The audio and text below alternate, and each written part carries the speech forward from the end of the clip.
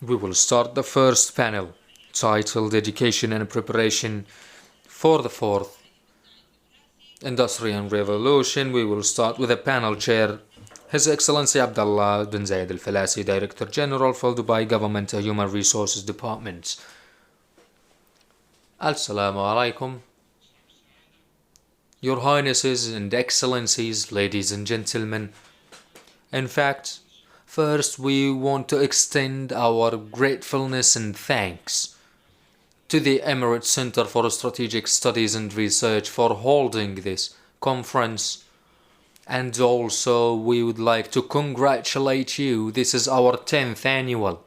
Hopefully we can outlive to see the 20th and 30th. Our panel talks about education and preparing a UAE generations for the fourth industrial revolution. The strategy for the country for the fourth industrial revolution launched in 2017 has concentrated on several pillars. The first was education, under the title of the human of the future, by enhancing the education findings and outcomes, by concentrating on education tools facing the fourth industrial revolution. Education is the best way to deal with the fourth industrial revolution. The world is fast.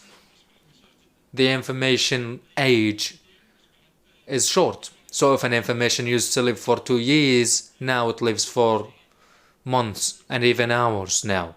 And they are updated continuously. So we have a need to update channels and conduits to obtain information about jobs also. Job as a concept is changing. So right now a job might be defined differently. So if we talk about freelancing, for example, it is developing and it is increasing. In the USA, we have 50 million people considered as freelancers. This gives us a new grounds for new definitions to the jobs. The marketplace requirements, they need continuous update. As well, we have a new philosophy called self-service.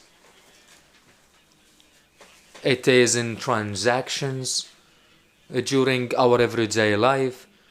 Also the self-service we can find in e-learning. And what that means is a person can taught himself instead of spooning or fed that information. So this creates too many opportunities for education and building new capabilities in the UAE. Today in our panel, we are hosting experts, professors, and ideologists will enlighten us with their opinions. And hopefully with this panel we will come out with recommendations that will benefit us. So, the educational system and ambitions of the UAE leadership by Mr. Isa Al-Mullah, Chief of National Workforce Development in Dubai, will present us his paper. So let us hear about our UAE ambitions on education system. Please start. Assalamu alaikum, good morning. I find myself very young when I stand on this podium. This is my second participation and I have learned a lot. Your Excellency, Mr. Abdullah said we are experts. Well, I am a student. You are my teachers. Hopefully today we will come out with new ideas, and there are out-of-the-box ideas we will talk about as well. The education system and ambition of UAE leadership. This is not new to us. Is my sound clear to you guys? من اليوم الأول لتأسيس الدولة أو قبل تأسيس. Before even the inception of the country, our father, the late Zayed bin Sultan Al Nahyan, said, "My role as a leader is to encourage the people to work for the pioneership and success of the country. God have mercy on his soul." Sheikh Mohammed bin Rashid said, "Since we have a clear vision, it's easy to achieve the objectives." and it is good for us to be optimistic and practical. I use those quotes in many occasions because we always need to be optimistic. Optimism is important. This is something we have seen from the keynotes earlier on today. And this was the supplementary to what we see today in the UAE. His Excellency Mohammed bin Zayed said, "Our bid is to invest in education. This is the real investment." And in another occasion he said, after 50 years, we will export the last barrel of oil, so we need to invest in a human and education. The ambition of leadership is big and high. UAE has human capabilities to foresee the future and create new capabilities. If you hear about an initiative called 10X, 10X is a beautiful initiative. I will talk about it briefly in the upcoming slides. In this initiative, we want to, within 2 years, we need to accomplish it. It is a big challenge. Countries take 10 years to do it. The initiative 2021 is to build a first-class education system. We have 109 private schools in Dubai, more than 95,000 students, more than 186 nationalities. We have 16 curriculums. It is a diverse environment. We need to look at it from different perspectives and throughout multiple initiatives. We know we have those statistics and numbers. The story began. How can we think outside the box? We have a general indicator, Dubai International Result, the PISA.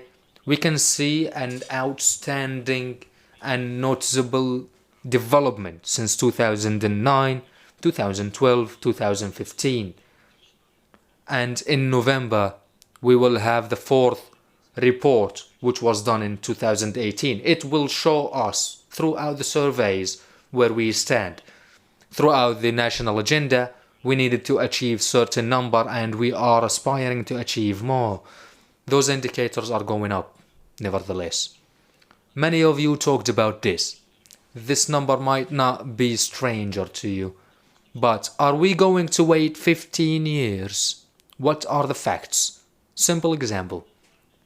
We banking sector is one of the biggest sectors in the country. This is acquired right to us. At the same period, from the first semester or the first quarter of 2018 and the first quarter of 2019, 40 bank branches were closed because they need to enter new technologies to their systems. They need to insert in new systems. So it is an obligation to us to think. Were they closed because of the changing environment, domestically, locally, or globally?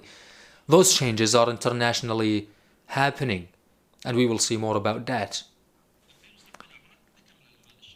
Developing the marketplace is something we see on ground today. We see some strategic sectors, they are going throughout to use AI, and this is reality.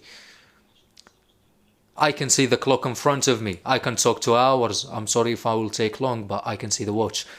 Another report from Oxford University, the report entitled "To Exit the Bottleneck of Technology." This is a beautiful report. To promote this subject, I visited Liverpool.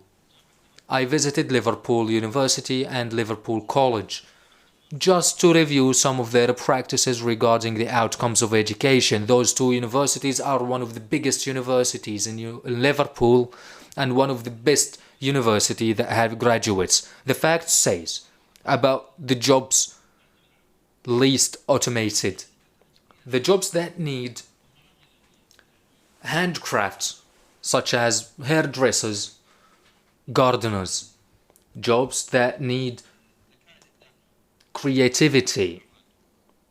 We have designers. Jobs that need social intelligence. Social intelligence, by the way, is a new form of business. I will talk about it in brief as well in upcoming slides. Because today we have a new ideology in the region, which is quality of education. Right now, we have a new system, social quality. What do we mean by social quality with regards to education and its outcomes, and with regards to the marketplace? It is also good to give you some statistics and numbers that we have from reality of our work, from our experience, humble experience. In 2005, number of researchers for job in Dubai were 9,000 Emirati. Now we talk about 3,000. Unemployment has decreased in Dubai to 4% now. In 2005, 75% from job seekers are holders of high school certificates. But today, 60%, more than 60% of job seekers are holders of university certificates. So we have a big shift between 2005 and today, and the rest is yet to come. So we need to think differently. We need to think creatively. We always seek to be creative. There are deficiencies, yes, but we can use expertise to solve them. What does that mean? Jobs that need creativity, important to our lives, will be the least influenced to automation.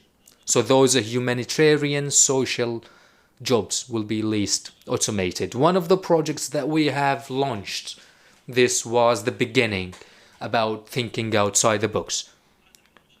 The project Rahal, or the Traveler, it is regarding education and outcomes of education. I will mention a simple reality. 1 month ago, we started with a private school. We've signed agreements with a public and private sector, semi-government and government institutions regarding the apprenticeship. The apprenticeship to the country, we talk about it in the university stage, is that correct? I think this is unprecedented step we're taking. There is a big challenge in it. We have many challenges. We started about the apprenticeship in high school, not universities. What that means, we started to send students of 10th, 11th, 12th and 13th grade to work in private sector. The Knowledge Authority has acknowledged this. 20% of the student time will be spent in marketplace and not in school. 80% of the student time is spent in school, and the percentage will increase proportionately. It might reach 50% one day. Quality of life, or social surveys that I've talked about. This is one of the programs, the new programs that we are working on, and to be fair, let's call them the well-being researches. They added value to what we do currently. The report from OECD, the ability to adapt and learn new skills and work with others is built on social establishment and emotional establishment. We focused on many things. We will have the third survey this year. What the past surveys gave us. They gave us 85% from students of Dubai, they are ambitious about their future. 83% of students, they say that they take care of environment in their schools. Many of you have seen maybe the Japanese model with regards to taking care of school.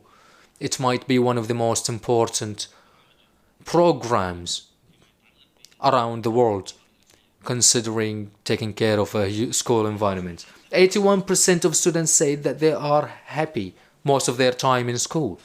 This is important.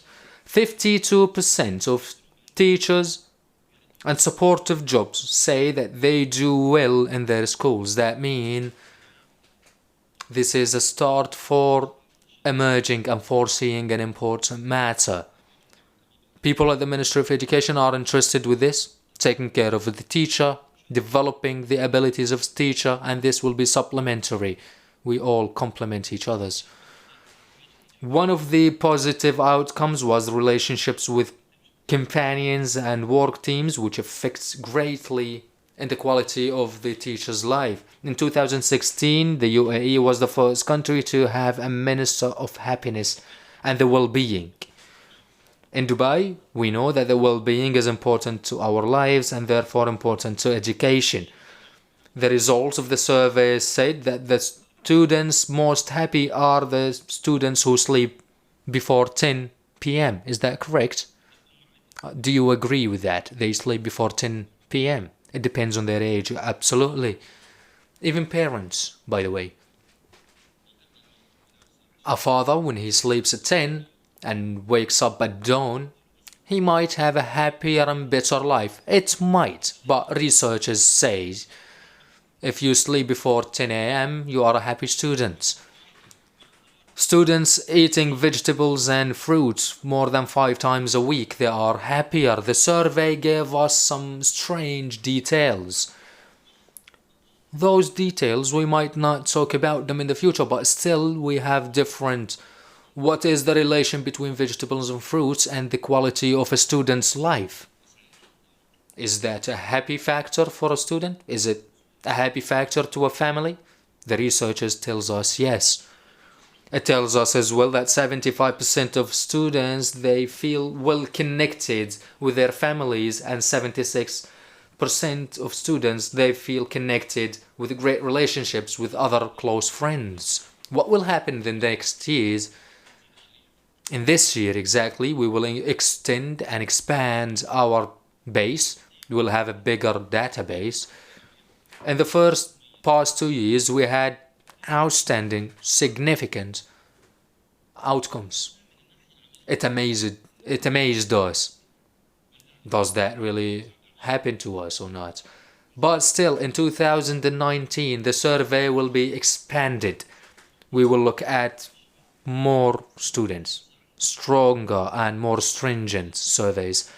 We will concentrate on a very important matter, which is education outcomes. Today, everyone speaks about education outcomes. In the upcoming panels, we will talk about those points, education outcomes. Are they aligned with the expectations of each job seeker or each student studying in schools? This is core issue. Also, we will expand the teachers and supportive jobs in order to obtain better results. The 2030 vision of OECD said it is not enough to develop student connections and skills only. Students, they need to develop the quality of their life physically and emotionally if they want to learn effectively. If we take this report and practically implement it, we can see a close relationship between the international surveys and the domestic surveys that we conduct. This is very sound system.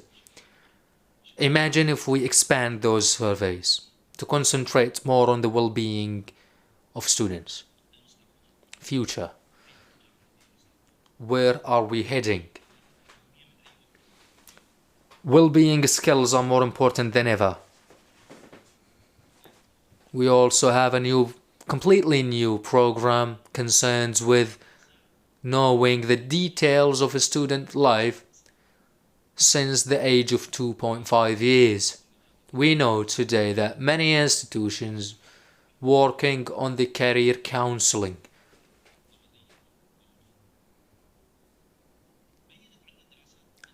Researchers told us that career consulting starts from 2.5 years, not at the age of 18 or 19. It starts too early. We need to look at things more deeper to get a better results in the future. The results of well-being are more important. Parents are using the term well-being equality. This is a new terminology. It's not just the well-being or quality of education, but the quality of life. Concentrate on the skills of a human and acknowledge them. If a student, for example, is climbing Kilimanjaro Mount, we need to mention that in his CV. What made him climb that mountain? Is it a motivation? Is it a habit? Is it education? Is it part of his family tradition? Prepare a motivational environment to promote skills. I would like to stress the minister keynote. We need to promote skills,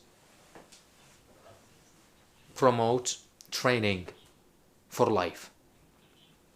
Training and training never stop. When we talk about a lifelong training or learning, it means we have many indicators that we can use and exploit from those experienced ones or from the youngsters. Add 2 additional points I would like to share with you.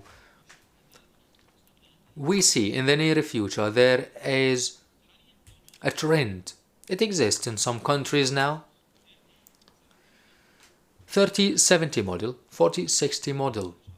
Many people, they ask me, what do you mean by 30-70 and 40-60 models? The 30-70 or 40-60 model, we see that in the upcoming period of time, we will concentrate more on education, or in particular higher education will be about directing students to professional learning, which is 70% of students. Only 30 or 40% of students, once they graduate from high school, they will go to academic life.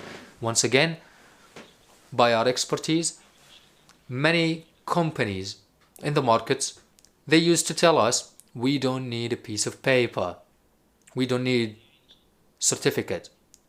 We need someone with a good attitude. And we will develop them. Based on that, 30-70 model, it is coming soon. But it's coming. لأن الواقع. Because reality right now regarding the education outcomes and reality regarding the marketplace, we are in desperate need to 30-70 or 40-60 model. And this could be implemented easily if we concentrate in different aspect, which is workforce planning. 10 years workforce planning and the basic need, not for universities or schools. The upcoming period will be concentrating on the marketplace. What that means, developing education and curriculums, developing higher education, developing many measures in universities and colleges. It will not be based on academic ideology. It will be based on the needs of the marketplace. In other words, marketplace will come to us and will tell us what they need. Because this is reality. Today we see a big gap. Throughout our expertise, many institutions in the markets, they tell us, we have a problem about education outcomes. It is not true. There is thinking different. Thinking about the quality of the one who graduates. This will be a different change. So 30-70 or 40-60 model is coming sooner or later. We will see it shortly because the changes will be based on the needs of the marketplace. I'm running out of time. His Excellency Mr. Abdullah is telling me I need to pay attention to the time. So I beg your pardon for taking long. And lastly, thank you for the Emirates Center and thank you very much for listening. Thank you.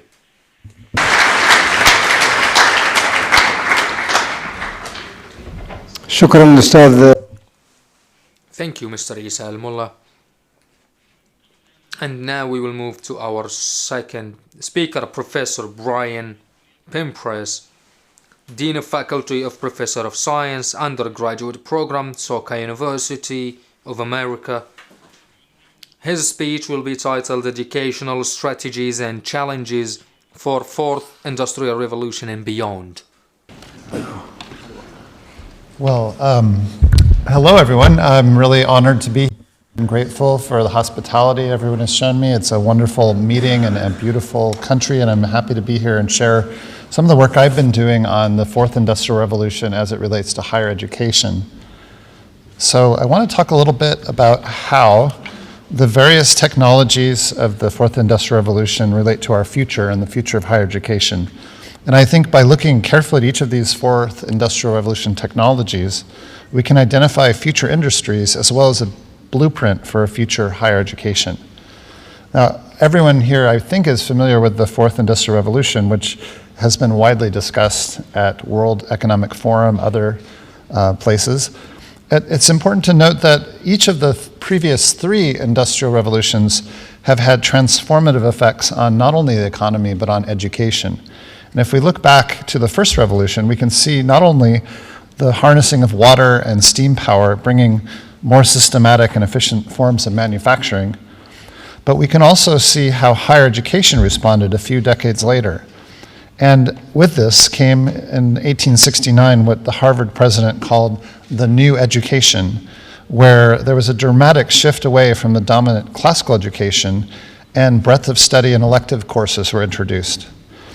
Similarly, in the second industrial revolution, which is generally placed in the late 19th century and is attributed to the adoption of electricity, which revolutionized manufacturing and created what some people called a new economy, we see also a massive expansion of universities within the US and Europe, and an entirely new shift in emphasis with adoption more of the German university model that emphasizes postgraduate research, and new institutions like Stanford, Caltech, University of Chicago, which arrive developing entirely new types of curriculum, which were designed to foster better research capacity, and which also feature new core curricula that focus on developing deeper skills in critical thinking and in the sciences. Our third industrial revolution, which is generally attributed to computerization and web-based interconnectivity, began in the 1980s and 90s, and is only now having its rippling effects upon society, politics, economics, and education. The third industrial revolution enabled an expansion of access to higher education through the ease of communication across the world. It not only created global supply chains and seamlessly integrated international communities and industry, but also counterparts with global collaboration in academia, in research and education. Massive online open courses, the so-called MOOCs, which began about 10 years ago and currently now are evolving into new formats, have enabled higher education to be accessible to literally millions of students who previously had no access to universities. After a decade of experimentation with online education, entirely new types of degree programs, more effective hybrid courses that blend online and in-person learning, and new programs from companies such as Coursera and edX that offer micro-credentials and stackable degrees are allowing students and employees to add to their skills and to have entirely new types of education. This third industrial revolution has also brought educators into an environment where access to information is immediate and free, and it shifts the focus away from memorization and more toward active learning pedagogies that place a premium on collaboration within diverse teams and allow for project-based and peer learning to really foster deeper learning. Many of these new institutions and new curricula are responding to this third industrial revolution, and some even have resulted in entirely new institutions. Right here in Abu Dhabi is NYU Abu Dhabi, for example, which features a form of global liberal arts that is offered to students from around the world. Other institutions that I've been involved with include Yale and US College in Singapore, which similarly is fostering a new kind of global liberal arts education that blends the philosophy and learning from East and West and creates a new synthesis of wisdom and knowledge among its students. My current institution, Soka University of America in California, also develops students to become global citizens through its intensive language study, required study abroad courses, and wide-ranging core curriculum that explores the enduring questions of humanity and in a social context, drawing from the classic works of Chinese, Indian, Greek, and other philosophers. From this brief survey of history, it's clear that each industrial revolution was followed by a revolution in higher education that came some 10 or 20 years after the economic transformation had taken root. If history is to be our guide, our present revolution, known as the Fourth Industrial Revolution, will have similar transformative effects. And as educational leaders, we all need to be prepared to respond rapidly to enable our institutions and nations to be fully equipped to not only benefit from the technological advances, but to train leaders who will create technology that will ethically and sustainably enhance society. So I want to just sort of show a little bit about this fourth industrial revolution. It's often described as a result of the integration and the compounding effects of multiple so-called exponential technologies. These are usually listed as including artificial intelligence, biotechnology, Internet of Things, and nanomaterials. Each one of these technologies has the capacity individually for scaling exponentially and revolutionizing our economy.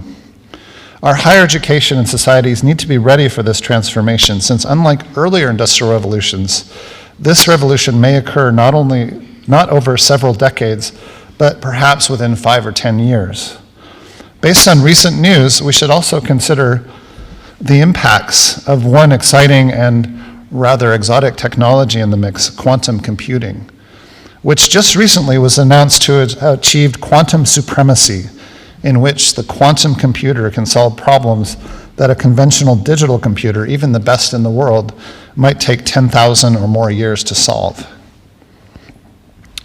If we recall Moore's law, which has guided our third industrial revolution, we see a doubling of CPU power every 18 to 24 months, enabling new supercomputers to reach computational speeds of 300 quadrillion flops, which is operations per second, in the latest supercomputers. Quantum computing, on the other hand, which is based on coupling of matter at ultra-low temperatures in some of the current incarnations, and creating what are known as qubits that can then do computations that are almost infinitely faster than digital computers, can offer the possibility of computers millions or billions of times faster than our best digital computers. If this technology is combined with artificial intelligence algorithms, we could very well have computers that might achieve either general intelligence, which is where computers have the same intelligence as a human being, or superintelligence, where computers exceed the human intelligence by factors of thousands or millions. To give another example, in the biotechnology industry, there's a new field of synthetic biology, which enables organisms built with DNA created within computers that are bioprinted into host organisms, which in the lingo of the biotechnology industry are sometimes called chassis. These life forms can then be used to create any molecule of choice, and the biotechnologist can select any number of existing organisms and re-engineer them to do things like glow in the dark, change color in the presence of trace elements, selectively absorb pollutants in an environment, or provide entirely new ways to manufacture food using bioreactors instead of traditional plants or animals. One author has described this fourth industrial revolution as a shift away from energy generated by fossil fuels to instead an entire economy based on biotechnology breakthroughs. If so, we can actually see the possibility of this returning our fourth industrial revolution into an era where our fuel comes not from the ground or from water or steam, but from this bioeconomy. And with these new technologies, we also have the potential to reach the need of the world, which has a need for 50% more food by 2050, in the context of degraded capacity from soil degradation and global climate change. By shifting toward some of these technologies, it's also possible that we can use synthetic organisms to remove toxins from the environment and also perhaps even absorbing CO2 from the atmosphere. It's a wonderful thought to imagine this fourth industrial revolution providing the technological solution to allow us to remedy some of the environmental damage that came from the previous three industrial revolutions. Now, these technologies are going to be amazingly important in our futures, and they have to be central in a student's education. And so there are a number of ways that higher education should respond. With the presence of new materials, gene therapies, synthetic organisms, brilliant computers, perhaps smarter than humans, we need to have a shift in the emphasis in higher education from its traditional stance of curation of knowledge from the past, and instead something that fuses wisdom from the past with these exponentially accelerating technologies. So I just have a few examples of how that might be accomplished. It's important to stress, too, that this transformation is not purely one for STEM, for science and engineering. We need to be sure in this transformation to provide a vehicle, as many liberal arts colleges do now, to impart wisdom to students from their own cultural traditions as well as from global cultures, and to give them a deeper understanding of the universality of the human condition across time and space. These lessons outside of STEM fields are as much a part of the fourth industrial revolution as science and technology, and they'll be needed to actually create a sustainable and healthy future for our planet. Now, it's important to note that the UAE government has launched its own UAE strategy for the fourth industrial revolution, which gives an inventory of many of the most important technologies. Within this strategy, the UAE hopefully can position itself to develop interactive cities using artificial intelligence, greater sustainability, intelligent genomic medicine, robotic healthcare, personal therapies, and develop UAE's position as a global center for healthcare. This fourth industrial revolution can also provide more secure water and food sources, and can also help UAE open up to the new space economy, which allows for monitoring from space of resources in the country and responding to global climate change. For all of these things to happen, the higher education system and other education components have to shift from their current centers directly to address these technologies and train students to have a capacity to develop them.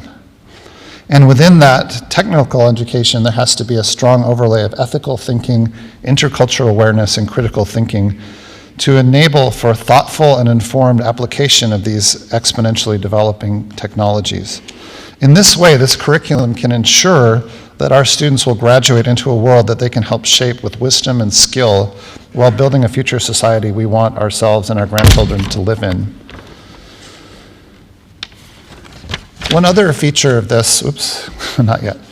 One other feature of this is that because the fourth industrial revolution has exponential growth and rapid change, we have to, in our universities, with our teachers and our students, develop a similarly rapid timescale for upskilling our ability to offer this technology and these ideas to our students.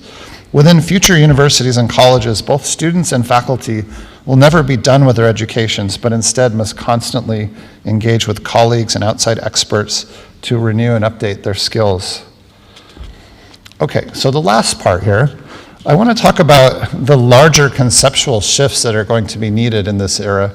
And one idea I like to draw from in this is to talk about what are sometimes known as threshold concepts. A threshold concept is an idea that is crucial to allowing students to advance from one point in their learning to another. It's not a set of facts or knowledge, but it's a change, a qualitative change in how we think. And sometimes it's described as a transformation point in a curriculum that you can look for, where after you have this, you have richer and more complex insights.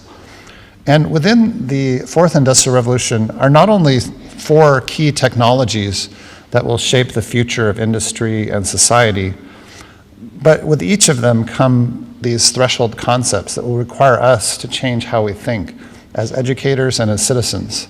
And just to go through a few of them, from the world of quantum computing comes this notion of quantum entanglement.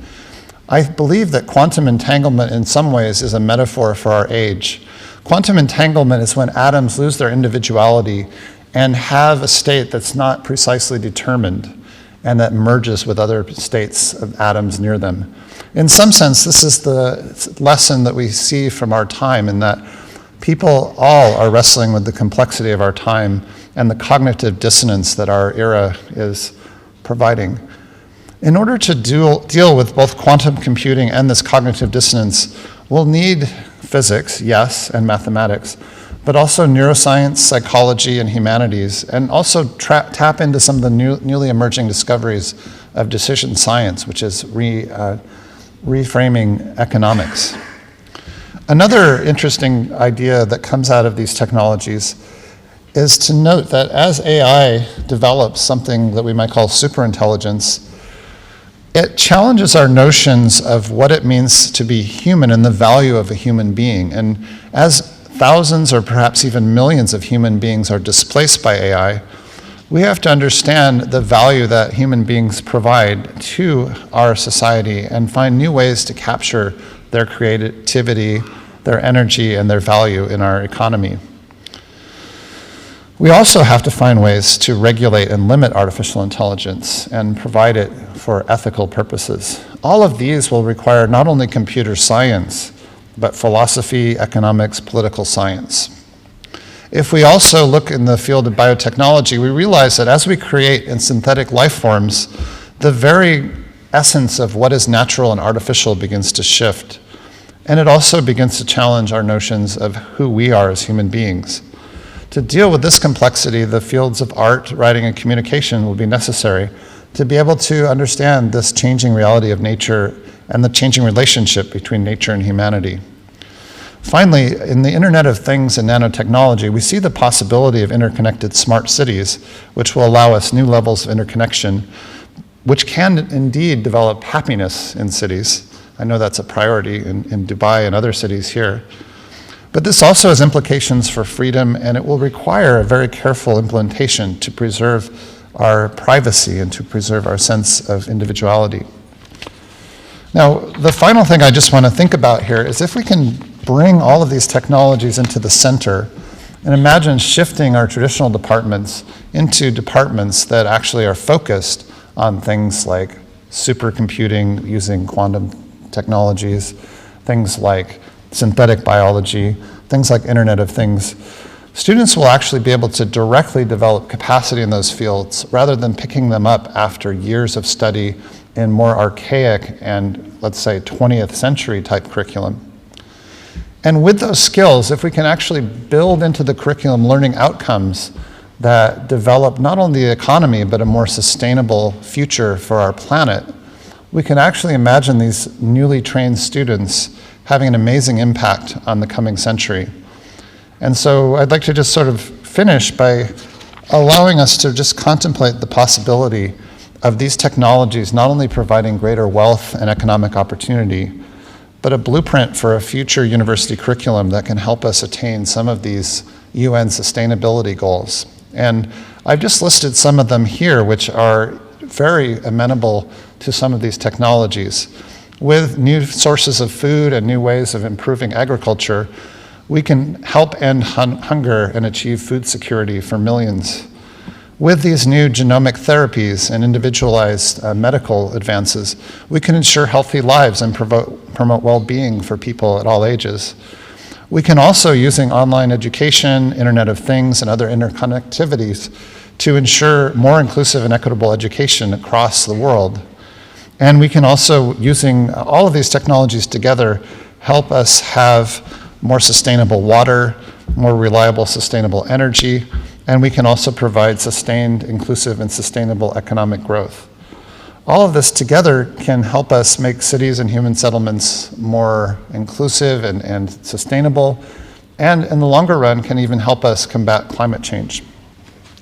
So with this, we have a recipe for taking these exponential technologies, which will transform technology, and control them and harness them for this more positive future. And I look forward to working with some of you and with my colleagues around the world to help us create a global community that's engaged in this topic to really help us use these technologies and make them work for us. So thank you very much for your attention. Thank you very much, Dr. Brian. ننتقل إلى الورقة الثانية. Thank you, Dr. Brian. Now the third paper will be by Dr. Najla Naqbi. She will talk to us about artificial intelligence and modern education technology between theory and practice. The floor is yours, Doctor. First of all, I would like to thank the ECSSR for their invitation to this conference and this phenomenal title. We always think what we need to do or how do we prepare our students to the future. Today I will talk to you about AI impact in education in general, curricula and teaching, and as learners. I will speak in Arabic, but some of the terminology I will say them in English, unfortunately. First, let's start with the concept of AI. We always say AI, what does that mean? Or AI, it started in the 50s. People started talking and some researchers started tackling the AI concept, but the development was relatively slow because investments in this sector was low. Since the 60s up to now, investments were increasing in AI and people are getting more interested in artificial intelligence. So now it is transforming into intelligence learning, and now we have the quantum, as Dr. Brian has said, we have the biotechnologies and nanotechnologies. So artificial intelligence and its implementation are developing quite rapidly. Right now, artificial intelligence, I would like to call it augmented intelligence. It is augmented more than it is artificial. Augmented, it means it promotes or robust the human thinking, because the human is the basis to artificial intelligence. So the basis is our minds, and this artificial intelligence is augmented by us. So if we do 3 plus 5 plus 4 plus 6, I need a calculator to do it.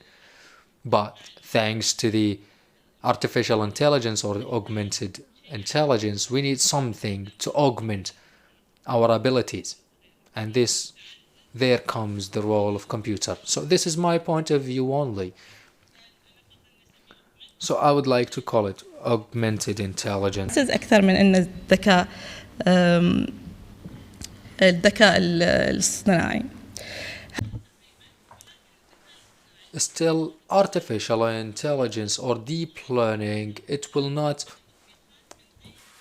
be implemented without, just to emphasize, as you can see, there is an increase in investments in artificial intelligence. Between 2018 and 2018, we are talking about double the investment in artificial intelligence and how to augment this intelligence. In 2018, 7 to 27 billion per year were invested in artificial intelligence. Those softwares or those technologies are developing quite rapidly. Governments around the world are concentrating on it because they see some sort of benefit to humanity. But still, as we have said, artificial intelligence, it needs, or those implementations, they will not develop, they will not evolve, they will not give us results without a huge database. We need enormous database. In education, we need big information about students, big information about teacher, many more information about how to teach and curriculums. So we need big data. When we say big data, I mean millions and millions of database information to give us one application. In order to this application to give us a sound decision, to give us a prediction, to give us a deduction in the future, this application needs a great deal of information. There is an old saying goes like, There is a quote. It says, the more data we have, the more development and the better the suggestions are and the more quality. So the more data we will enter to this application, the better the results. We need those data as well referenced and of high quality and validated. We can link those data. The better the results that we will get from those application or AIs.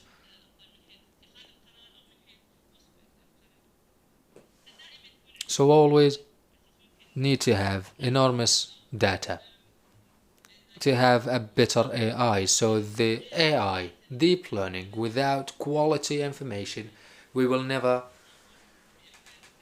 get what we want from it. And it will never be up to our expectations.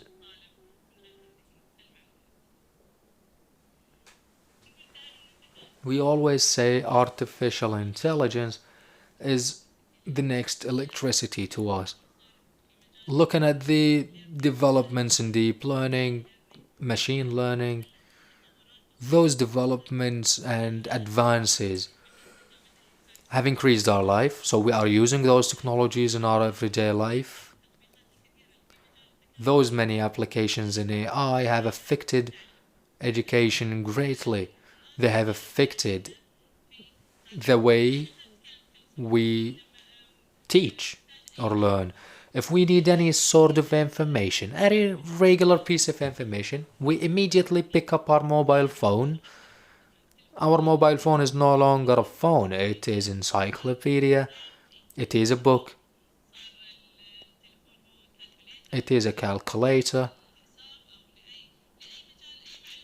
Any information I need, I can get from my mobile phone. So this affected education greatly as well. The content, curricula being taught globally. I will not speak about the UAE only, but I will speak about the world. And methods of teaching have changed. Students says, why do I need this information if I can get it throughout Google? Therefore, those basics, the effects of AI and the rapid development of AI is changing the way we teach and the way education is. With this advancement and with this vast knowledge at the reach of our palms, we can easily get access to those information. But there is a question, why do we need, as students, why do we need to learn this information? If I can ask Siri, for example, if I can ask my phone about this information, why do I need to learn it in school? So what is truly worth learning? So we need to concentrate since KG to 12th grade.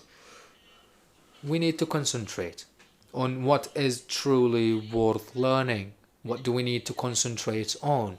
Because traditional learning is no longer existing. So the book used to be the source, the teacher used to be the source for information. So we used to teach students, try to make them memorize those information. But today, things have changed. There is technologies the student can use. What can we teach him? The education goals, we have 4 basic goals that we hope the student will learn. First, knowledge. Knowledge, we concentrate on the recent knowledge or the modern knowledge that pays attention to the updated information. The student must know some of the basic history information. We have as well the new knowledge, business, well-being, and all other new basic modern information, and also the global issues. The student needs to know what's happening around them. Global warming, and other matters. This is knowledge in brief. Second point is skills, creativity, communication, critical thinking and analytical thinking, and characters is the third point. So when you do an education, a goal is to mention characters. As my colleague have said, we don't need just to concentrate on the skill or the information, but we need to touch the curiosity of a student. We need to motivate them to think outside the box and creatively how to make a student have ethics in education or on learning, ethics in his professional career, well-being. How could we make the student a happy student? How we could make them think positively in leadership. At last, the meta-learning. Meta-learning means knowledge, skills, and character. How could those benefit the student in their lives? How can we exploit those knowledge in our lives to develop and advance in our life, to build a better future for myself and my country? So the meta-learning means how to use those knowledges and skills and characters in my life. So those four main goals in education, and they should exist in the general learning stages from KG to 12th grade. And because of those transformations, AI, informations, applications, as I said, those information, they exist within our reach. They exist in our mobile phones. It's easy to access.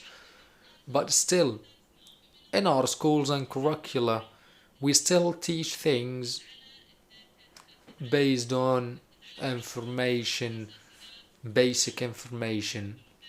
If we can see the triangle on the right there, you can see it starts with the data, information, knowledge. After that, building on that, we transform them into understanding, and then in this smaller triangle is the practice. We have expertise and transfer of information to application. And how can student understand the information? For example, if I learn the triangle, then I need to start transferring my knowledge to expertise. So 70% or 80% we need to concentrate during a semester to information, knowledge that the student might easily get access to throughout mobile phone. So we don't need to concentrate on that. So this is small triangle, transfer and expertise. This is what matters to us in learning a process. So how to make students learn so many and in the end implement so little. Because of the AI, this thing have changed. We flipped the triangle upside down to get a better results. Flipping classroom means the student will study at home and implement what he learns at home in the classroom, and this is what meant by flipped classroom. But today we are talking about flipped curriculum. This is what we should implement in the AI era. So now it's easy to get information, as we said. So we need to flip the triangle to have a small concept, information, knowledge and understanding, but to have more implementation and practice in school, to have more expertise and transfer. We will not do this by just flipping a curriculum. No, we need to have AI applications to help us in flipping this. We need to have a personalized learning. Each student knows their curriculum. They will learn through AI application. We will talk about it briefly in a moment. How each student has their own way of learning. Each student has certain abilities and tendencies toward learning. I taught 15 students in university and I felt overwhelmed. There are many other teachers, they teach 40 students. This is different from a teacher to another. I appreciate all teachers, but still, how can you give each student what they deserve of knowledge when you teach so many in one class? So AI supported learning will solve this problem. We will talk about it in a moment, but the basic idea I want to concentrate on is that we need globally and in the UAE we need to shift the way we teach our curriculum. We don't need 70% information fed to the mind of a student and to have only 30% practice. No, we need the opposite to that. We need 30% information and 70% practice. This could happen with AI now. We can add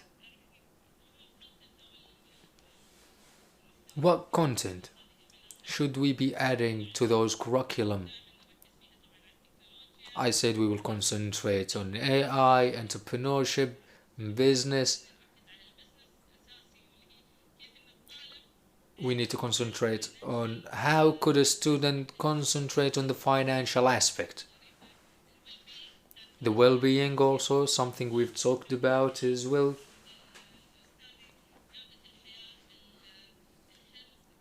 Healthcare, and how could a student focus more on his life aspect, emotional and physical and psychological aspects. The finance we talked about. We have also the social sciences. We need to concentrate on social sciences, psychological studies, social studies, humanitarian studies. All of those are basics learning skills we need to instill in our students' minds. The content must be modernized, current and up to date. We need to know how to connect all the contents to the life of a student. We need to have interdisciplinary aspect. We need to change curricula. We have mathematics curriculum, science curriculum. All of those curriculums are separate. Each one has a specific classroom and a specific teacher. This is considered an obstacle in the way of transforming education system. With AI, when we apply them, we need to have an interdisciplinary system. We need to augment or merge all curricula all together into one subject. We need to have mathematics, language and science in one curricula, for example, and teachers in one classroom.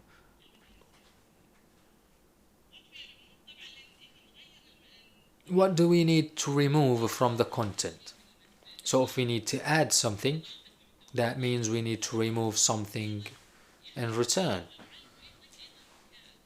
Because if we just add, we will have one big curriculum that is too difficult for a teacher to teach. So we need to remove some things of the content.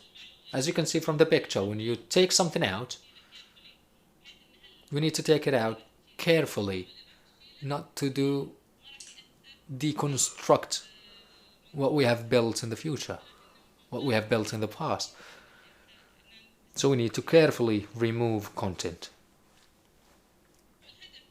The complete objective regarding the old content, we need to have meaningful new curriculums. Teaches the students how to stand up to the new challenges. I still have a minute maybe, but still AI application in teaching The AI application will benefit the teacher greatly. And how the AI impact, let's talk about point number one. It gives a condensed teaching method, concentrates on, for example, how the student learns. Is he giving the right information? Is he fed the right education? Almost time is up, but still one last slide.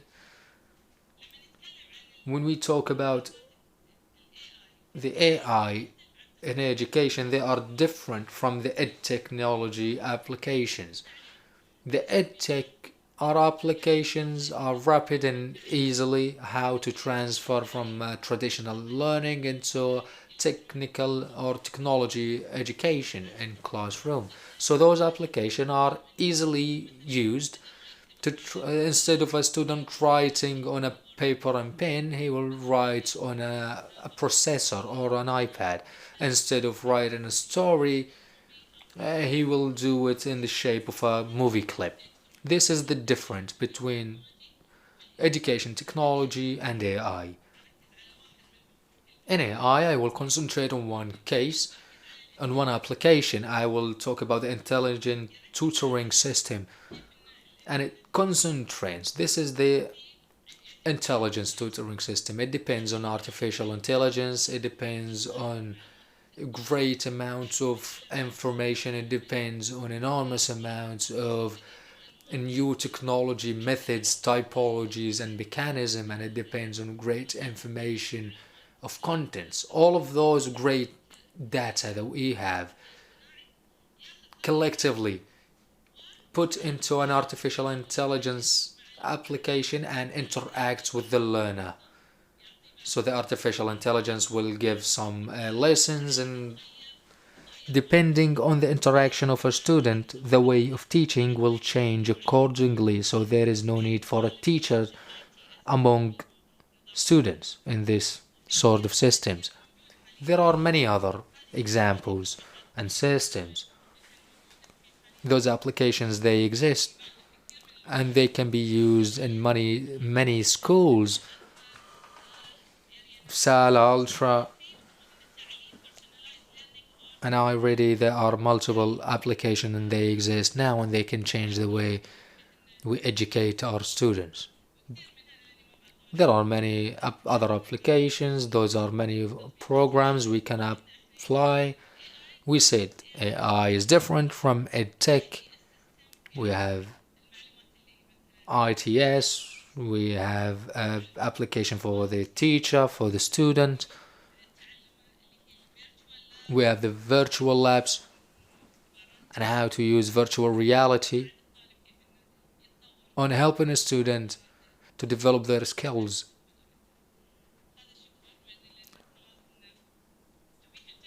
To be continued, yes, but thank you very much, because I feel this topic is a very important one to talk about. Changing and transforming or flipping curriculum is one important aspect that we need to pay a great deal of attention in developing and advancing education. Thank you very much for listening. شكرا لضيوفنا في الجلسة والآن نفتح. Thank you very much. And now we will open the floor for discussion and questions. We have 20 minutes. The microphone, please. السلام عليكم دكتور عبد الله. Dr. Abdullah Al-Awadi. I liked Mr. Isa Al-Mullah's paper. This is a paper of one enthusiastic person.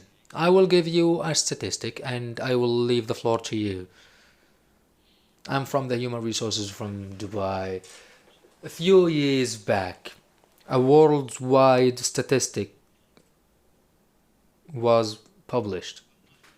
Top 5. It included IT, second teacher, 3 lawyers, 4 accountants, 5 media in general.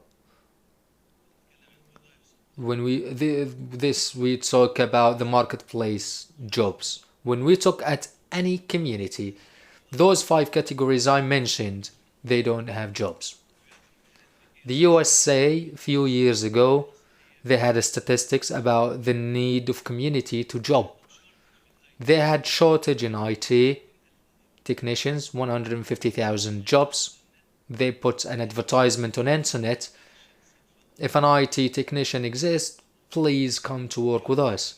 Japan, when they did the 4th Industrial Revolution, Bill Gates himself was the leader of this.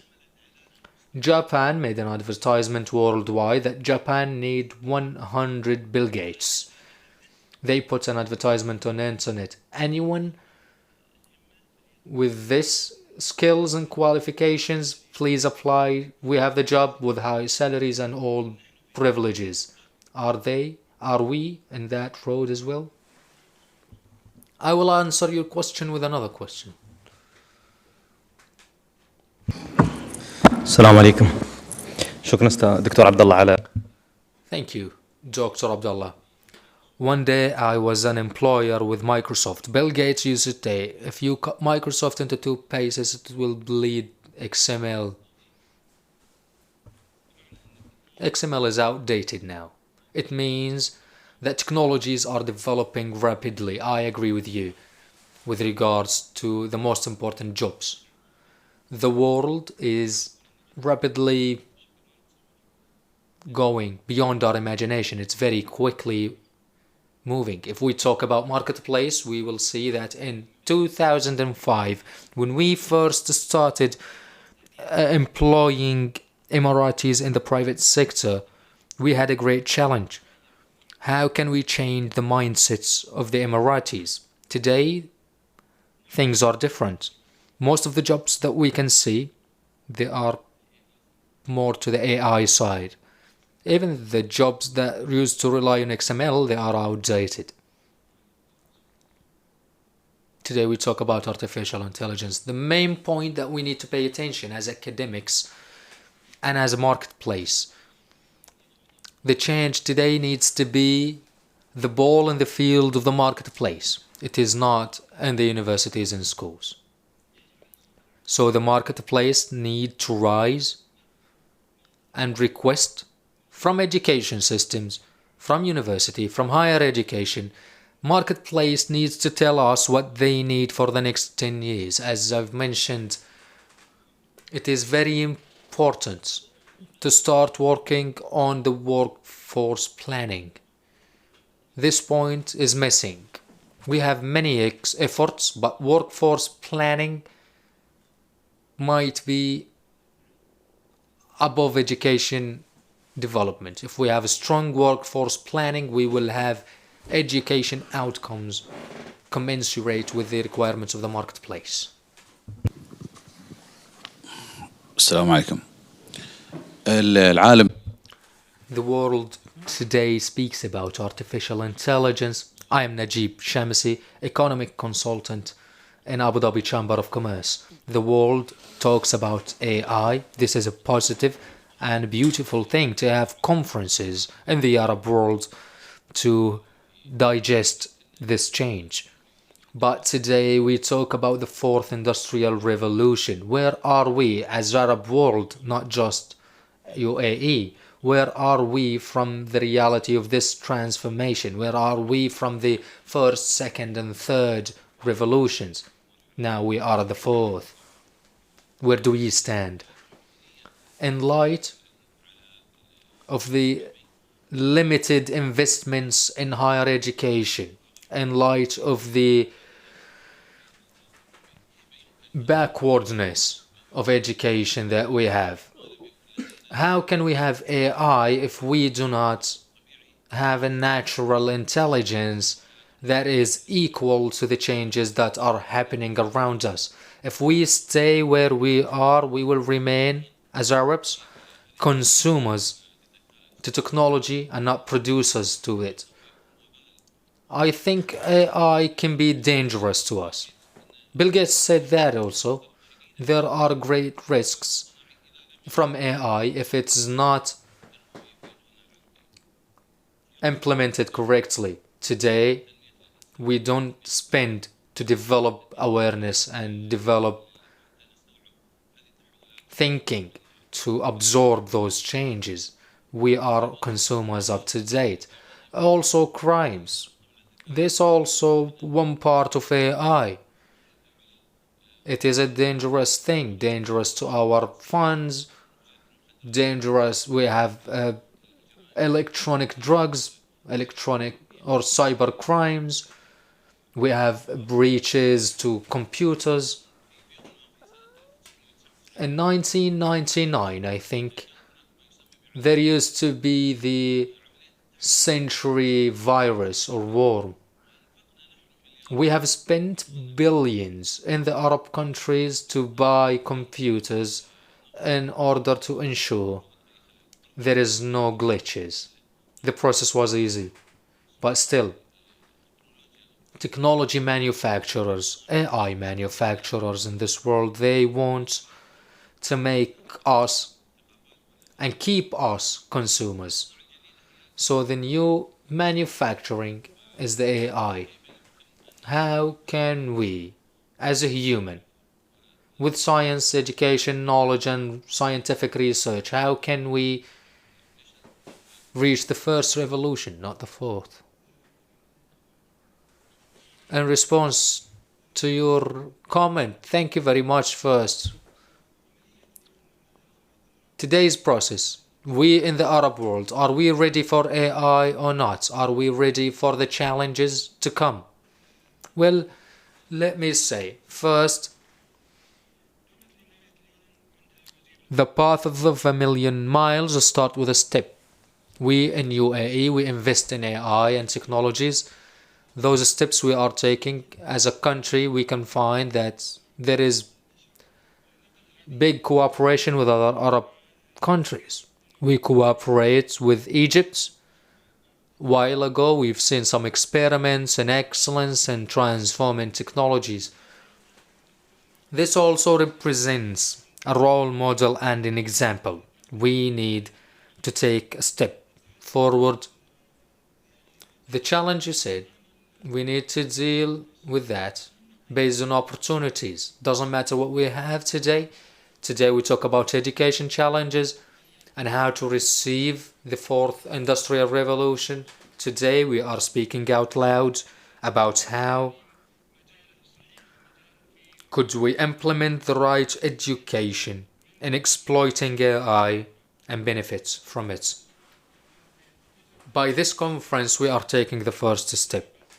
If we succeed, the UAE experience will be transferred to other countries to benefit from our experience, and therefore the Arab world countries will benefit from each other's experiences, and we will be on the right path to success. Just if I may add, there is Sheikh Mohammed bin Zayed AI University. As we said, it is important to know where we stand, and it's important to take the first step. The changes are quick with regards to AI, but still, we have tried many times. We will have an AI curriculum in schools soon enough to teach the students the algorithms, programming or codings. All of that will be included in curriculums.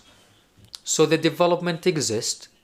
We know it needs a lot from us, but still, this is the first step. Taking the first step is an important thing. The UAE as an Arab country starting and taking this step is a great step itself, and hopefully we are on the right track, and by the support of our leaderships we will reach success. السلام عليكم شكرا جزيلا دكتور. Thank you very much, Dr. Jamal, and everyone. Thanks also to the ECSSR. This annual conference gives us an intel about education system and how to development. For example, I look to education from a reality perspective. What happens in government and private schools, And I hope that everything is discussed here in this conference. We need to have it sent to schools and implemented in general. Bertrand Russell, an English philosopher, used to seek peace in the world, and he said that the world are walking towards new discoveries as he intends to kill himself.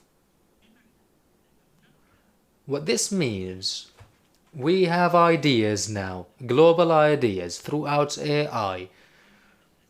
They lead our planet to more destruction, ecological destruction, human explosions, nuclear destruction as well. We all see this scientific advancement that will lead us to rise. It might threaten our life and jeopardize it. UAE is our country and we love it. What we need to do, we don't need to go too far in this. We need to ask ourselves, what do we need from this fourth industrial revolution? The USA refused sign an agreement to eco-protection, for example. We need to look at our society to take care of it. Is this development,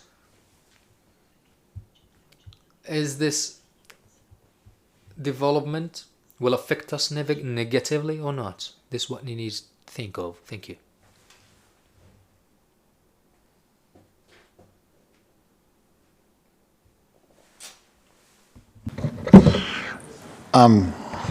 Yeah, so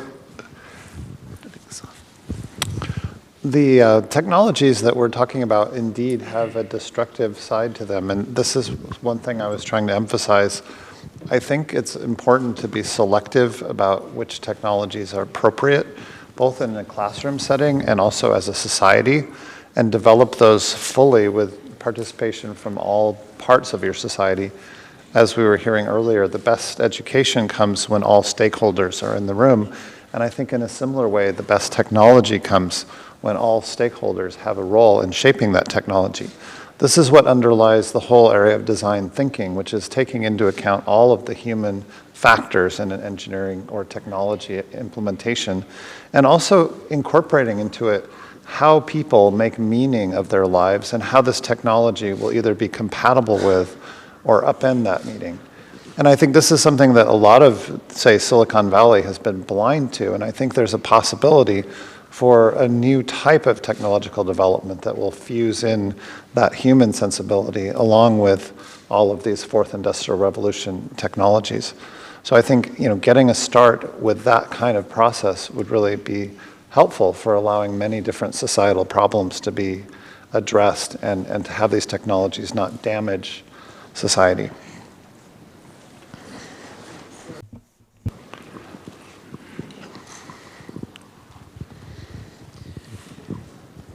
السلام عليكم بسم الله الرحمن الرحيم السلام عليكم.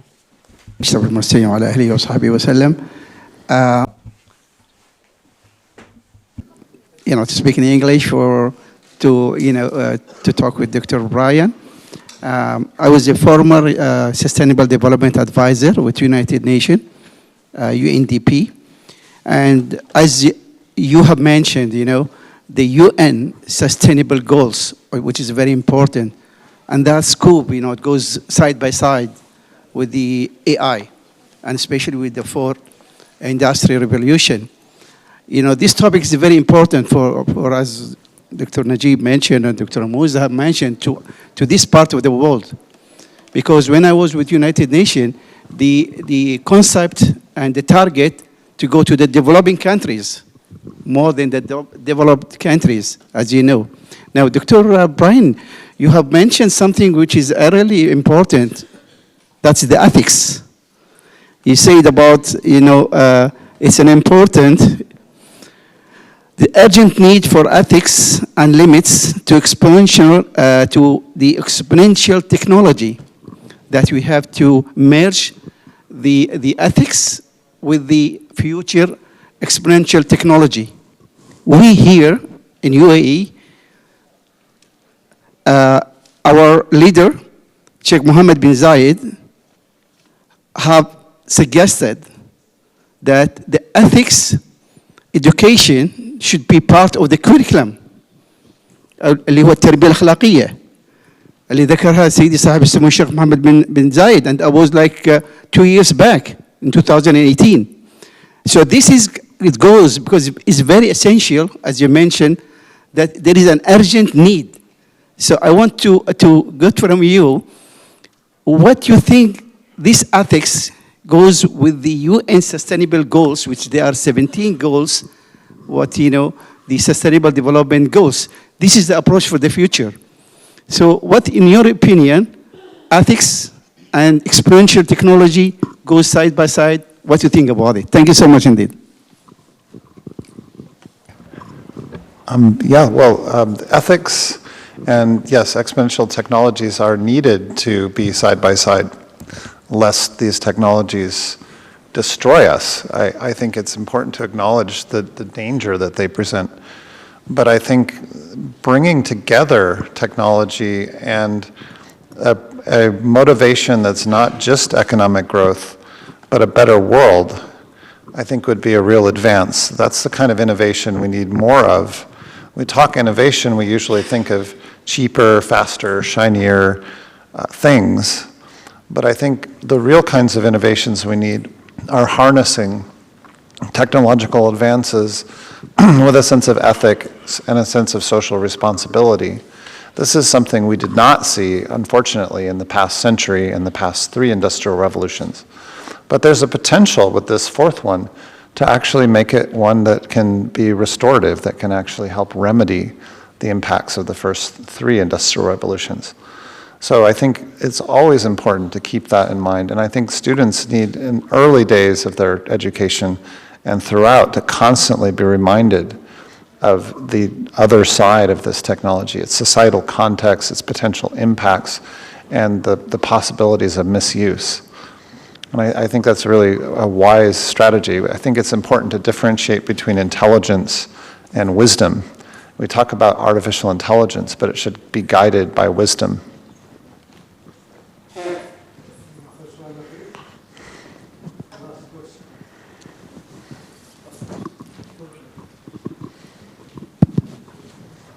أنا دكتور صابر نواس محمد مدير أكاديمية التمييز بالهي. Dr. Mohammed from India. I would like to ask Dr. Najla. Well, first, thank you very much for your presentation.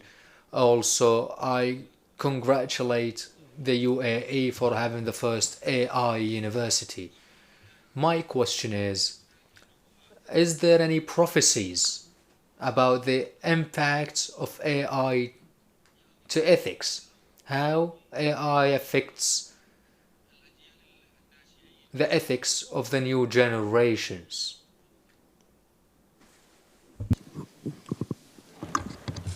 طبعا مثل ما احنا شكرا استاذي. Well, first of all, thank you very much. As the doctor said, one of the side effects of the AI might be such as ethics or how to exploit those AIs in a bad way. So as long as we have clean database, the better results we will have. And the worse the data that we insert in those AI, the worse the results we will get. As we've said earlier, along with teaching AI and along with AI spreading in education, we need to educate students ethically. And also those ethics, they come from the student's house, from his parents, how they can educate him to be an ethical student when using AI, and how to use it properly and in a good way, how to use them in certain times. So educating kids, the principles we teach our kids in an early age, the more ethical the kids will grow, let's call it the e-citizens, which means those who use AI applications ethically. So at least we need to try to start as a family, then at school, and inform those students on how to use it effectively. If my colleagues want to add anything. Well, thank you very much. Ladies and gentlemen, we apologize we don't have enough time for all of the questions, but in brief, what we did today until now, we need first to invest in a human